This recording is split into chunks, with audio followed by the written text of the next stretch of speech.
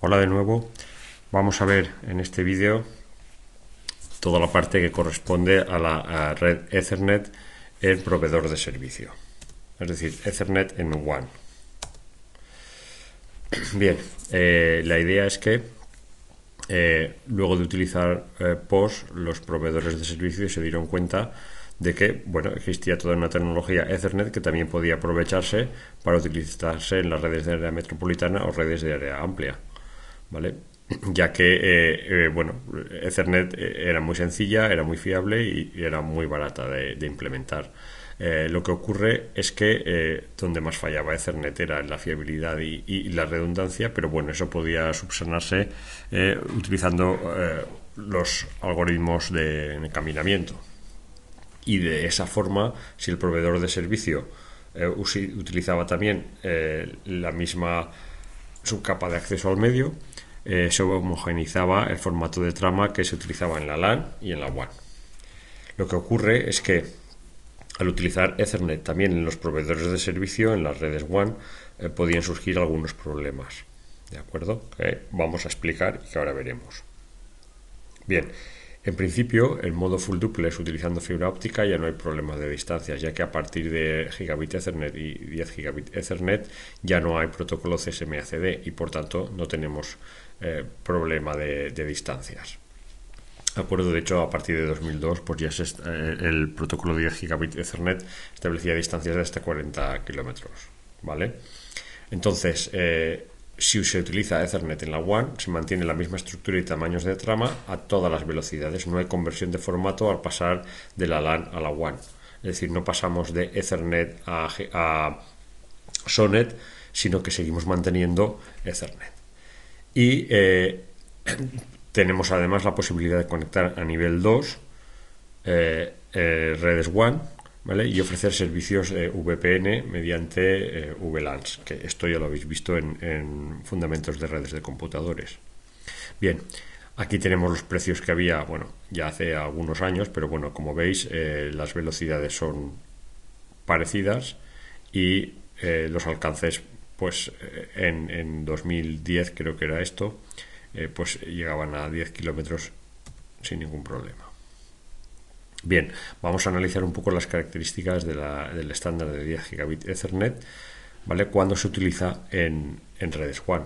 Por un lado tenemos que era mucho más económico que Packet over SONET, puesto que Packet over SONET tenía otra infraestructura de red. Teníamos que tener routers Packet over SONET, mientras que aquí podíamos tener routers Ethernet que eran pues mucho más baratos. Bien, esto hacía que 10 gigabit Ethernet fuera adecuado para redes metropolitanas sobre fibra oscura, ¿vale? A unas longitudes de fibra típicas de 10 kilómetros, pues era perfecto, ¿vale? Además, los routers Ethernet, estos routers Ethernet WAN, permite el funcionamiento compatible con SONET SDH para una fibra o para un estándar STM64. Y permitía el soporte a todo tipo de servicios, incluido de calidad de servicio, ¿de acuerdo? Si se utilizaban los estándares estos 802.1p y 802.1q. Bien, por tanto esto era adecuado para troncales de grandes redes locales y conexión de servidores de muy altas prestaciones. Aquí podemos ver un ejemplo de lo que podría ser una red KTV con gigabit Ethernet, donde digamos los aparatos que se conectan al anillo ya son routers OSPF, ¿de acuerdo? Routers Ethernet, y se interconectan mediante los dos anillos típicos de la red SONET. Perdón, dos fibras ópticas de la red SONET. Aquí tenemos las velocidades Ethernet. Los 100 gigabit de Ethernet aparecieron al final en 2012 y por tanto existen routers Ethernet ya para WAN que permiten velocidades de 100 gigabits por segundo. Y aquí tenemos la tabla de los medios físicos que permiten las distintas velocidades, ¿de acuerdo? Entonces, como veis, a partir de donde pone el 2010 estimado, al final fueron a partir de 2012, y entonces tenemos fibras ópticas monomodos, por supuesto, que permiten velocidades de hasta 100 gigabits por segundo.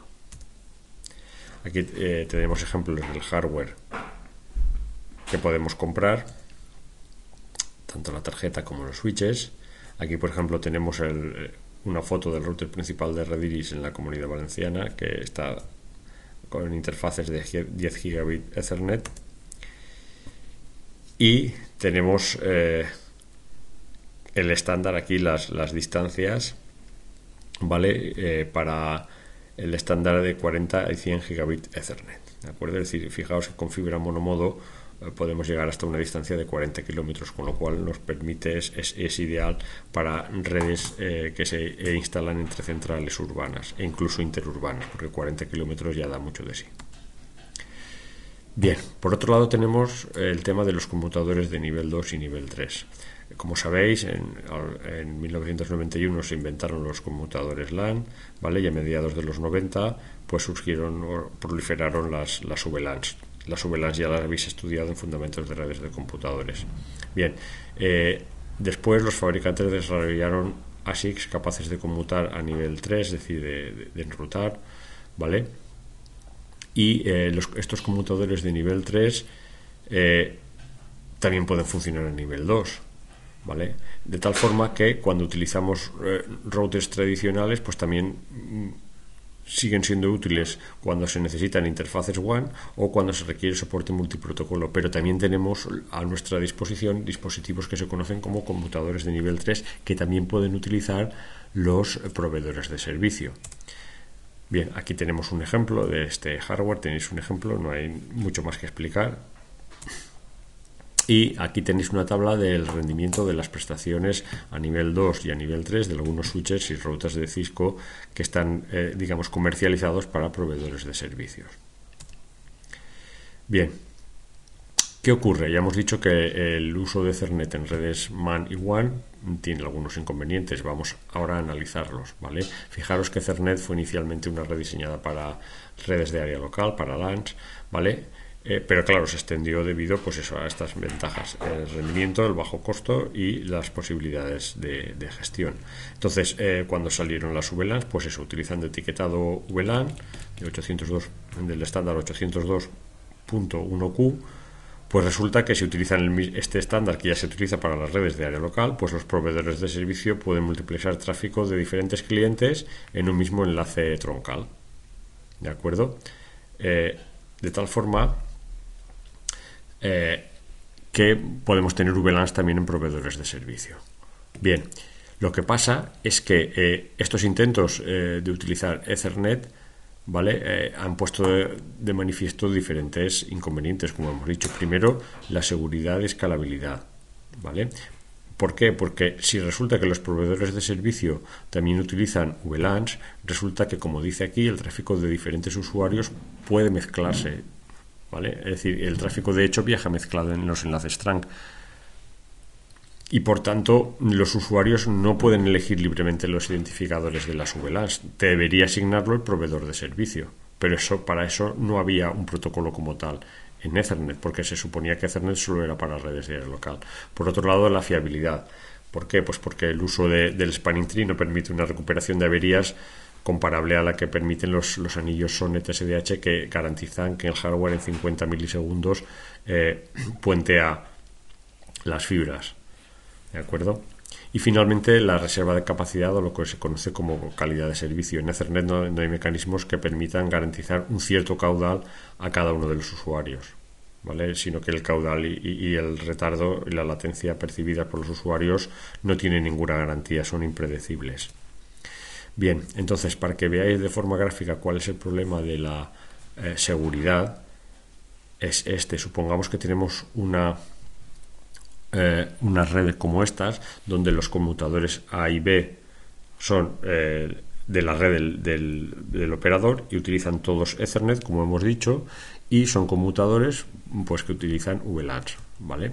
Entonces resulta que tenemos unos conmutadores que son del cliente 1, cliente 2 y cliente 3, de acuerdo a los cuales se conectan las VLANs 1.1, 1.2, 1.3, 2.1, 2.2, 2.3 y 3.1, 3.2, 3.3.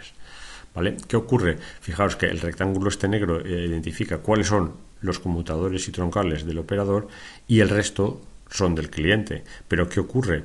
Que si todo funciona al mismo nivel, resulta que el cliente 1 puede utilizar cualquier identificador de VLAN. Entonces, si el cliente utiliza por error o intencionadamente la etiqueta de la VLAN 2.1, entonces puede meterse en la red del cliente 2. ¿De acuerdo? Entonces, para que eso no ocurra, la única solución que queda es esto de aquí. Es decir, convertir todos los switches que sean de la red del operador. Es decir, esta solución implica que el cliente ya no puede tener su switch VLAN. Todos los switches VLAN de la red tienen que ser del operador. ¿Vale? Es decir, todos los conmutadores que tengan enlaces trunk tienen que ser del operador para que así sea solo el operador quien decida las etiquetas y no el cliente, y por tanto un cliente de cualquier VLAN 1 puede meterse en la VLAN 3 o en la VLAN 2 o viceversa. ¿Vale? Bien, en este caso, como dice aquí, los conmutadores A y B pues seguirían teniendo que aprender todas las MACs de sus clientes. ¿Vale? Entonces, esto es lo que dice aquí, ¿vale? Es preciso utilizar los identificadores de VLAN del cliente al operador, ¿vale? Y para ello, para que no tuviera que ocurrir esto, se elaboraron dos nuevos estándares, que son el 802.1 AD, que surgió en 2005, y el 802.1 AH en 2008, ¿vale? La idea es proporcionar identificadores VLAN o bien que se superpongan al usuario, o bien proporcionar incluso nuevas direcciones MAC de origen y destino, y por tanto nuevos identificadores de VLAN y servicio, para que así el cliente no pueda acceder o no sepa cuáles son los identificadores de las VLANs de otros clientes. ¿Vale? ¿Qué ocurre? Que con la evolución de tanto estándar y de tanto encapsulado y de tanta VLAN, tenemos que a lo largo del tiempo, ¿vale? El encapsulado de Ethernet ha ido evolucionando de la siguiente forma. Primero, cuando surgió Ethernet en 1983, pues teníamos que el formato de trama que habéis estudiado vosotros en FRC tiene una dirección origen, una dirección de destino y un campo de tipo, ¿vale? Y a continuación, pues toda la carga útil de todos los datos de las tramas Ethernet, ¿vale? ¿Qué ocurre? Que en 1998 surgió las VLAN, surgió el estándar 802.1Q y por tanto añadieron esto que se conoce como VLAN ID, identificador. BID viene de VLAN Identification, ¿vale? Y también su campo EtherType. Por lo tanto, añadía una nueva sobrecarga a la cabecera inicial Ethernet. Pero si además utilizamos uno de los nuevos estándares, el 802.1 AD, entonces se añade otra cabecera en medio, que es la S-BID, que viene de Service Virtual Identification, que sería, digamos, la identificación de las VLANs del proveedor de servicio. Y finalmente, si además utilizamos el 802.1H, pues se le añaden todas estas cabeceras en color morado que aparecen aquí, o en color lila que aparecen aquí debajo. Por tanto, fijaros dónde queda el porcentaje de carga útil que tiene una trama Ethernet, ¿vale? Hay una sobrecarga brutal. ¿A costa de qué? Pues bueno, a costa, o sea, introducimos una sobrecarga, pero tenemos unas ventajas, que es tener la misma infraestructura tanto en cliente como en servidor y que no haya que hacer conversión de formatos.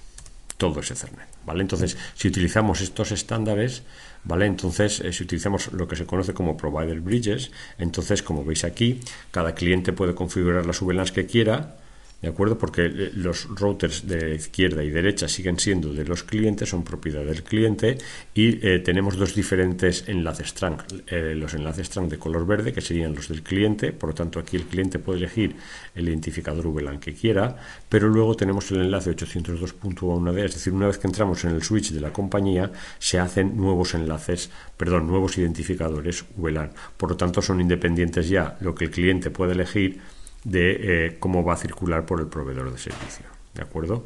Por tanto, solo los conmutadores A y B han de saber y quitar etiquetas 802.1 AD. Como estas etiquetas son independientes de las etiquetas con las que viajen por los enlaces trunk verdes, entonces, y además se ponen en función del puerto por donde se recibe la trama, entonces ya un cliente 1 no puede entrar en las VLANs del otro cliente.